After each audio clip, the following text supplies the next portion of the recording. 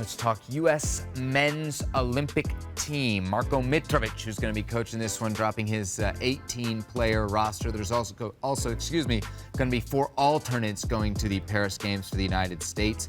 Of the 18 players named, 15 have been capped with the full men's national team. There are 3 overage players. Remember, it's an under-23 tournament. They are Miles Robinson, Walker Zimmerman, and Djordje Mihailovic. Herc, I'll start with you. What's your initial reaction to the roster? It looks like a lot of... Yeah. No, well, let me say this. It looks like a lot of So I guess clubs wouldn't release their players. Yeah, that's one of the normal. backstories. That's normal. Yes. Both MLS and European clubs Normal. wouldn't release I players. think it's unfortunate from the Major League Soccer clubs. Really? Okay. Yes. More so than the European clubs. Yeah, well, my immediate reaction to why does it matter? Why do you give a leeway to the European clubs is, well, there's a risk-reward there in a situation with promotion relegation. You can get relegated. One of these players gets hurt, gets injured, whatever the case may be. That's your asset, and you can get relegated. Whereas Coventry City said apparently no on Haji Wright. Yes. Potential overage. Potential overage. And when it comes to Major League Soccer, you may risk a championship run. In those 3 games that are gone, you can make that up because it's Major League Soccer. And I say this respectfully from a guy who played on a team that made it up when we were terrible until late August and ended up winning MLS Cup. There's much more leeway there. And I just think it'd be so good, the PR for Major League Soccer. Imagine a team with so many Major League Soccer players that made a run in the Olympics. And I'm talking about their own country. Because there's perception from the rest of the world, that's great. But in your own country, where the Olympics matter to the majority of Americans, they know the Olympics, it could have just been good PR. And what I will say is, just looking at the build of this roster, man, you took 1-9, Duncan McGuire. True 9, right. 1 true 9. Where does that leave you if Duncan goes down? When there was talk of a Brandon Vazquez, when you maybe could have gotten another player or just decided to trust another player in that depth position. And I'll end with this.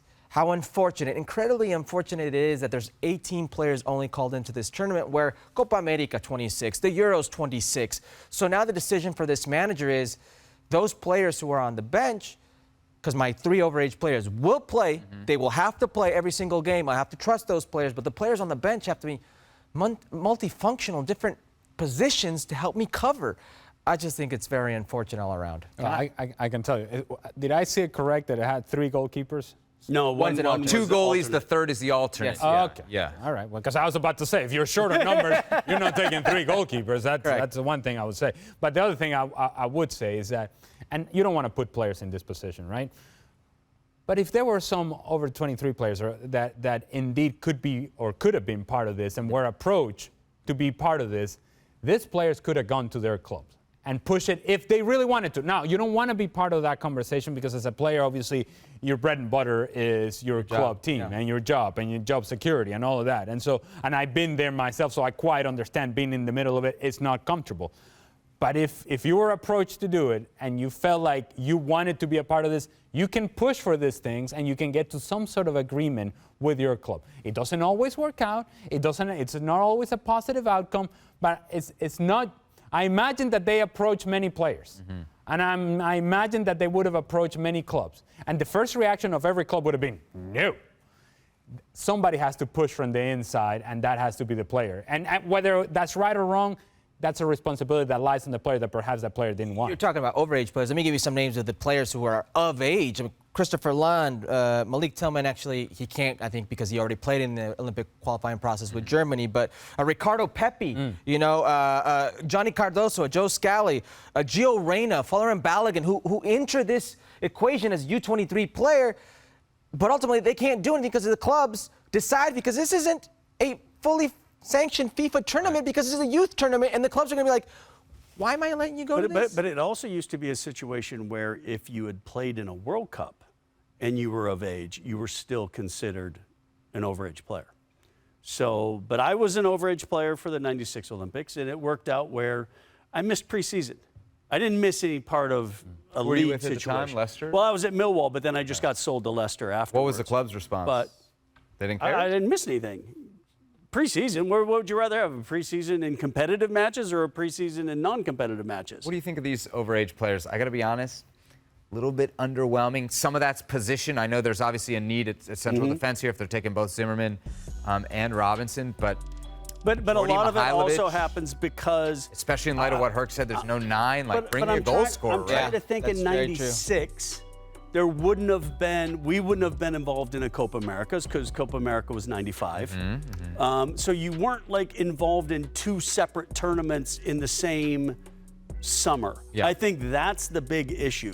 You're The saying a big lot of the issue big you're names having are crossed off already. are crossed off because they already played in a tournament, and then I think what the problem is, the club is then saying, we don't want you playing in 2 tournaments. Correct. So if it was a situation where they said, oh, don't play in a Copa America in your most competitive environment before a World Cup in 2 years, yeah, I think that was more of the issue. Case to Sebi's point, though, I mean, we did a segment on Diego Luna here where we're just judging on him declining, Yes. not being being an alternate. But when you look at this now roster, because we didn't have the full list then, you're like, where's the 9? So if it's only one 9, why not go out and get a 9? And knowing that you have a few With playmakers, one of your overages, you're with saying. one of your overage Yeah. players, and you're noticing you have a few playmakers like a Diego Luna, like a Brian Gutierrez, like Right. an Esmer who plays for New England Revolution. That's all part of that process. Then you can go there and say, this just fits more in this puzzle. But when you see the full puzzle and you start seeing how this is pieced together, you start asking yourself, why? Mihailovic, 16 goal involvements this year in MLS. Luna, 13. So it's not that much of a difference. They're But kind it's of not, the it's same. not, and I'm not picking apart Mihailovic. I'm picking apart the decision. Well, but I'm saying if you have a Luna that's Correct. pretty much the same as Mihailovic, or why are you burning an Gutierrez overage or an there? Esmer is Yeah, what I'm saying. that's the big question, and that would have to be a dive, with the manager and the process of why they chose certain players based off of limitations. You talked about center back, but then also, is there personality issues? Is there what, like I said, that's what we don't know, but that is a very valid point. If you have a player of age, and that means you can fill a spot that is missing. So the question, if you're going to pull an overage player, you already said it. They're playing every minute. They have to. Why are you going to waste that spot for a squad position? So is that dynamic a little bit funky and that we don't know? And kind of what we've always said. Why not? What's wrong with being a little more open to the decision process? And then that doesn't leave people like us in these sort of shows kind of guessing why decisions were made. I'm not guessing in this one. I have to imagine that you just mentioned the name Brandon Vasquez, who would seem to be ideal for this sort of thing, right? A guy who had a really good season in Mexico, so on and so forth, and wasn't involved in Copa America, so why's the excuse? Well, the excuse is very simple. Clubs. Liga MX already started. And so they're saying, Yeah. no. Right. And again, it's this uncomfortable position that I mentioned earlier that the player just doesn't want to be a part of. And if you're Brandon Vasquez, if indeed you were approached, and this is speculation, if indeed he was approached, how much do you push?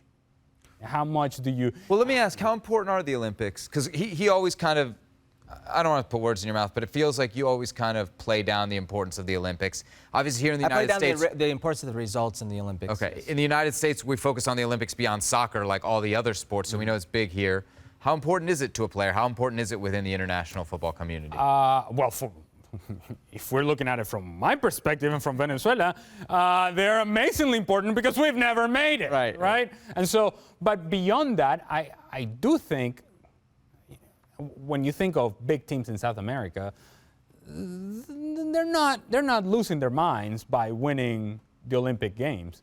They're not going crazy if they're winning the Olympic Games. It was important for Brazil when the Olympics were in Brazil, right? In 2016, yeah. And that was significant for them in that moment. But in general, historically, it hasn't been important because it's not considered one of the main competitions. It's not part of the culture of the game, and it always has been considered and treated as sort of a secondary competition where you send the younger guys.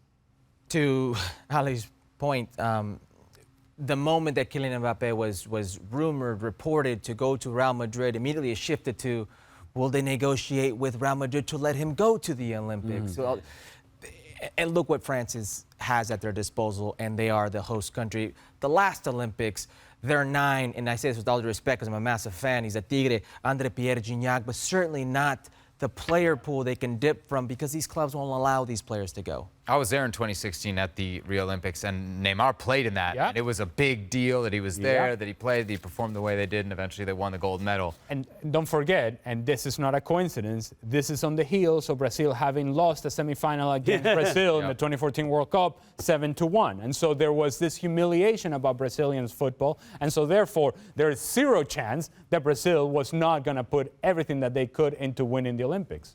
All right, so the U.S. roster then is set for the 2024 Olympics coming up this summer in Paris.